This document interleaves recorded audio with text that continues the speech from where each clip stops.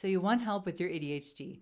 Maybe you're struggling with procrastination, time management, larger than life emotions, relationship issues, confidence, all of the above, or something else entirely. Is it better to work with an ADHD coach or a therapist? Well, don't worry your pretty little head, because that's exactly what we're going to be talking about today. And even though I'm an ADHD coach myself, I'm going to give you my unbiased opinion, as while there are circumstances when an ADHD coach is what you need, there are also times when you'd be better off in therapy. For those of you who don't know me, hey, my name is Julie Saad, and I'm a certified health coach and certified functional therapeutic diets specialist for women with ADHD. My story is that I went on a diet to lose weight and accidentally fixed my brain, and now I help others to do the same. My clients love me because I help them reduce their ADHD symptoms by 95% in just 13 weeks without relying on medication, meditating like a monk, or busting their butts at the gym. This is my passion. I make these videos to help you see that no matter where you are now, there is hope on the other side.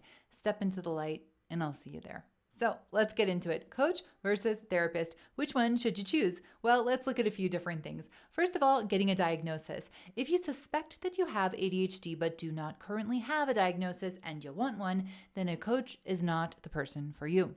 Coaches are not qualified to diagnose ADHD. So for a diagnosis, you will want a therapist, such as a psychologist or a psychiatrist. You can also ask your primary healthcare provider, aka your regular doctor, for a diagnosis. Now, real talk. And I hate that I have to do the real talk here, but here we go.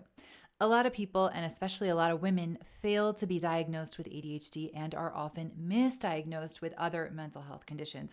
I myself have been misdiagnosed with major depression, anxiety, and bipolar disorder with rapid cycling, and it turns out I don't have any of those, nor did I respond at all to any of the medication for those things that I do not have. And let's be clear here, it's 100% possible to have ADHD and depression, anxiety, bipolar, and so on, but I've seen it time and time again where people are labeled with something that's really just a byproduct, let's say, of their ADHD, and my misdiagnosis story is far from unique, unfortunately. My friends diagnosed me and I ignored them. And then I found a book about ADHD, read it, and said, oh, that's me. Then I signed up to talk to a therapist about it, and hijinks ensued. You can hear all about my adventures in therapy in my video and podcast called CBT for ADHD, OMG. I'll link to it here. I didn't get my ADHD diagnosis until I was in my mid-30s, and my advice, if you're seeking a diagnosis, is to look for someone who has ADHD listed as one of their specialties in their profile. And I don't mean that they have ADHD and literally every other thing, but maybe like a handful of things there. It breaks my heart when I hear stories of people finally getting up the courage and calling upon the gods of organization to help them make that first appointment, and then they go in, see someone who doesn't really have much training in ADHD and are basically gaslit. They hear things like, you got good grades, so I don't think you have it, or it's just menopause, or I doubt it, you make really good eye contact. And that last one is the one I got, by the way. So if you're going for a diagnosis, look for someone who knows what's up, okay? Take it from me. Now, if you want to work with an ADHD coach, and I'll talk with you later about when that's a good idea, but you don't have a formal diagnosis, can you? Can you still work with a coach? The answer is yes. And most of us ADHD coaches have ADHD ourselves, and therefore we get it. We know that it's A, sometimes quite hard to get a diagnosis, and B, we don't really treat it like some secret exclusive club. So even if you simply suspect that you have ADHD, most of us, if not all of us, will be happy to work with you and will welcome you with open arms. Now, I have heard that in some countries, the waiting list to be seen for diagnosis for ADHD is freaking long at the moment. So if that's the case for you, but you want support now, you can try reaching out to some ADHD coaches and getting started with them in the meantime. We're trained to know when a potential client would be better served by therapy as coaches. So if that's the case, the coach will tell you, hey, you need a therapist. But if you want to get started with a coach now while you're waiting for your diagnosis, it's probably a little bit easier to get started with a coach, as the coach friends that I have are not booked like 5-6 years into the future, like some therapists are. So to recap, if a diagnosis is what you want, a therapist is your best bet. But an ADHD coach will work with you even if you don't have a formal diagnosis yet. So what's the difference between ADHD coaching and therapy for ADHD? So there's some overlap, but they also have some differences. It's important to mention that both therapy and coaching have been studied a lot, and both show clear, statistically significant benefits for people with ADHD. Now, one thing that they have in common is what's called psychoeducation. And that's basically helping you understand what ADHD is and making sure that you're familiar with the symptoms, even the less common ones. And therapists are supposed to do this with their clients. And I've had both ADHD therapy and ADHD coaching, and am in fact in ADHD coaching at the moment because it helps me so much with prioritization. And if I get stuck on something, my coach is really great at helping me examine my own thoughts and getting unstuck. And in my personal experience though, my therapist that I had in the past did not provide me with any education on ADHD, whereas my coach does. And even though my coach knows that I know what's up, like I know the symptoms, she knows that sometimes I still need it pointed out to me that what I'm doing is an ADHD thing, even though I'm an expert on it. It's another story when it's your own life, isn't it? But anyways, in theory, both therapists and coaches should be providing you with ADHD education. It's so important for us to understand what's going on. And it doesn't have to be this huge lecture every time you meet, but maybe just that the coach points something out that comes up naturally during the course of a session. Like, for example, that we can sometimes have trouble with conflicts because we can get stuck on them and ruminate on them. And I have found that one of the most valuable parts of ADHD coaching for my clients is that they learn that they're not alone in this. So receiving education about ADHD, whether during the course of your sessions or through material provided to you to work on between sessions, is super, super important. And it's a big, big part of the process.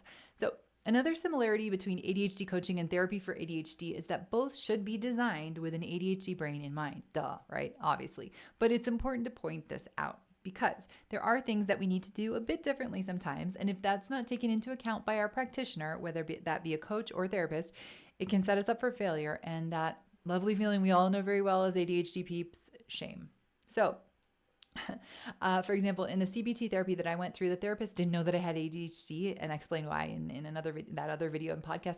It's pretty messed up and hilarious actually now, but at the time it wasn't. So anyway, she gave me a suggestion of a way to overcome one of my problems, and it absolutely 100% didn't work, and it actually wound up making me feel worse, because not only did I not fix the problem, but then I failed at the solution that a professional brain person had given me.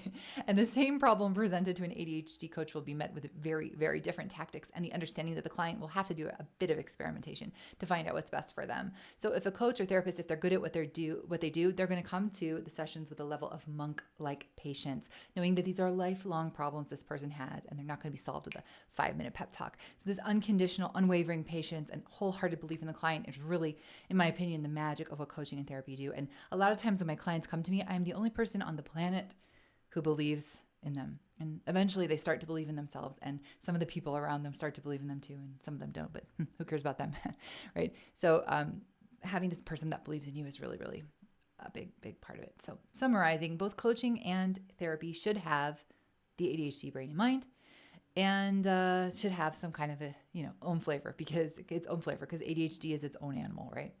So moving on to some of the differences between ADHD and coaching and therapy. Very generally speaking, ADHD coaching is going to be quite focused on taking action and working towards goals. So an important part of the process is going to include goal work. And a goal can be all sorts of things. It can be something very tangible, like opening a business. That's pretty black or white. You either opened it or you didn't. Or it can be something that's pretty more abstract, like wanting to be more confident in social situations. You'll see some variation among coaches when it comes to goal setting, but pretty much all of us are going to tell you that it's important to have an idea of where you want to go, so that we can start working on how to get you there. With my clients, I like to do what's called rough draft goals, which is where we talk a bit about what they want to accomplish, but also why, knowing that sometimes goals can change and that's perfectly okay. Now, that said, it's not just about doing a bunch of stuff. I personally coach my clients using something called the insight model. The insight model has roots going all the way back to Socrates. If I had to put it into my own words, I would describe it as basically uncovering the limiting beliefs that are holding us back. So for example, let's say that you're trying to get more movement and exercise into your day, but it's just not happening, like at all. Now, when you say this to someone, that's when you tend to hear all that advice like, oh, sleep in your workout clothes, or just take the stairs, or you need to buy this app and that'll send you a notification, see? And that's all decent advice, but what if there's something going on under the hood, so to speak, that's keeping you stuck?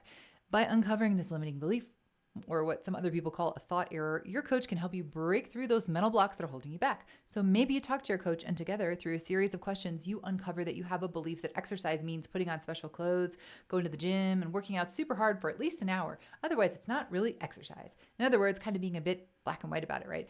Or maybe being even a bit perfectionistic about it. And when you uncover this belief, it might make you realize why it's so hard for you to exercise and why you're not doing anything at all. You're making it too hard from the get-go and giving yourself icky feelings about it because it just seems so hard. So by working with your coach, you will come up with a new way of thinking about exercise. Maybe you'll decide that for you, for now, a walk in whatever clothing happens to be on your body at lunchtime is a-okay. And maybe later you'll revisit the idea of going to the gym. But for now, you're just going to get started on something simpler. And many ADHD coaches also work a lot with what's called strengths-based coaching. And the theory behind this is that a coach should help their clients recognize their strengths and then build off of them. And I'm going to ruffle some feathers here by throwing in my own opinion and experience, but I really don't see how this plays out session by session. What I mean by that is, let's say you identify one of your strengths as creativity. Cool. And this week you decide that you need support with your relationship with your boss. I'm having trouble seeing how, in a practical setting, during the course of a coaching conversation, you'll be able to find a way to lean on your creativity to help you with this problem. But maybe I'm just not creative enough. Side note, I am. So I do think it's great to talk about strengths when beginning coaching, but not necessarily to help with taking action, so much as to remind the client of their positive qualities, as our work often involves improving self-esteem.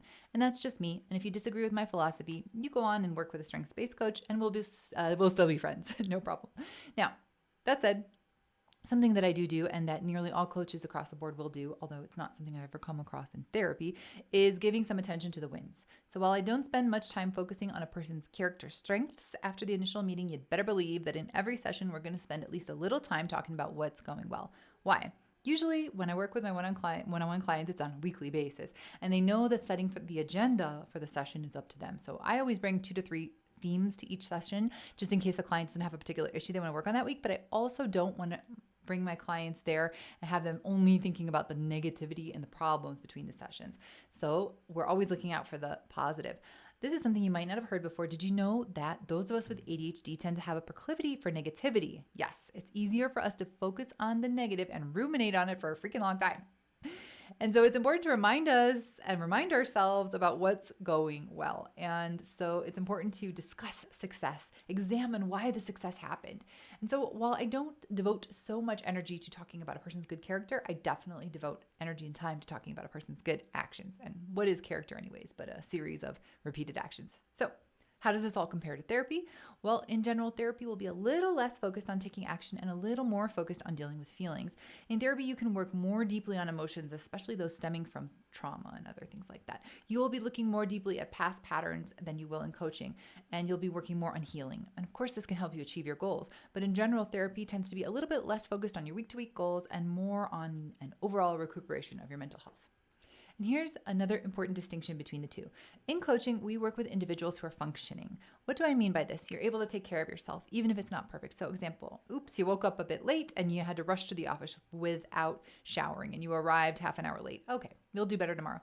On the other hand, if you haven't showered in a month, you haven't been able to get to the office at all for weeks because you just can't get out of bed, that's a different story. A therapist can work with you on both of these cases, but a coach can only work with the first one. As coaches, we're not equipped to deal with these extreme levels of distress, and we will advise you to seek help from a therapist. Another difference between coaching and therapy for ADHD is that coaches will often have self-study material that goes along with their programs. In my case, my signature program includes weekly workbooks about holistic health, including work on nutrition, I love it, sleep, stress management, relationships, confidence, your life's purpose, and so much more. And I have woven in ADHD-specific information to my program. My background is in wellness, and I know it's critical to base all your mental health work on a strong physical foundation, as in the words of the brilliant Dr. Georgia Ede, studies have shown conclusively that the head is part of the body. So that's my style, always focusing on the big picture, because sometimes it could be something as simple as drinking less coffee in the afternoon, but if we're only focusing on our thoughts and feelings, we can miss that and we can wind up like really spinning our wheels. So we got to look at the big picture. In my experience, therapy, on the other hand, does not in general come with any self-study material. Although in my video, CBT for ADHD, OMG, I talk about a homework assignment that my therapist gave me that was pretty eye-opening. So make sure you check out that video. Where am I going to put it? I don't know. Here? There? I don't know. and we'll talk about that. And yet another difference between coaching and therapy is that coaches can work with clients anywhere in the world, whereas therapists do have some restrictions based on licensing laws. So they're limited to people living in the same country as them and sometimes the same state or province. So that's something to keep in mind when searching for support. And hey, what about costs and insurance? So costs vary, but I would say that in general, ADHD coaching is priced a little bit lower than therapy. Again, it depends.